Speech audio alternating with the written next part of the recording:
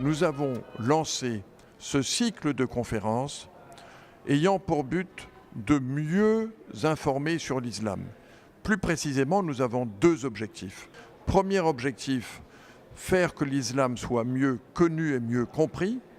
Deuxième objectif, faire que l'islam, que certains appellent l'islam moderne, d'autres l'islam moderniste, d'autres l'islam réformateur, d'autres l'islam modéré, et que nous sommes tentés ici d'appeler l'islam contemporain, l'islam du XXIe siècle, soit entendu, est une tribune pour qu'on n'entende pas seulement les autres islams, l'islam conservateur, l'islam wahhabiste, l'islam salafiste et même évidemment l'islam extrémiste.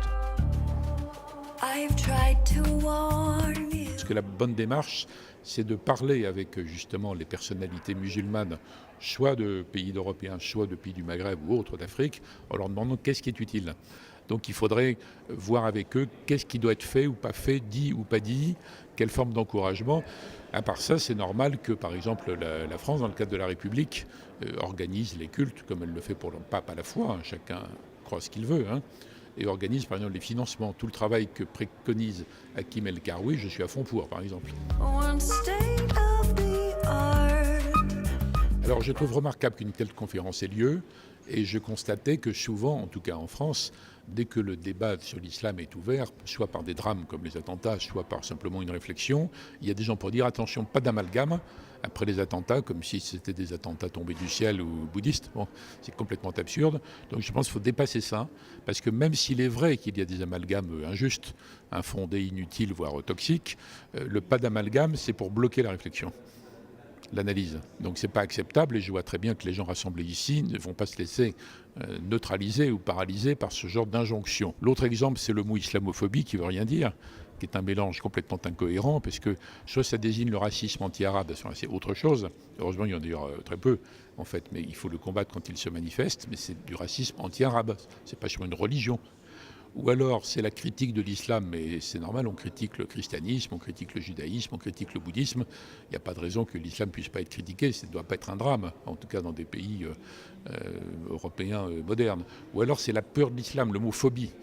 Phobie, c'est peur en fait. Et la peur de l'islam, en tout cas de ce que l'islam pourrait devenir si les fondamentalistes extrémistes, voire terroristes, pouvaient l'emporter, c'est quelque chose qui est ressenti par énormément de musulmans.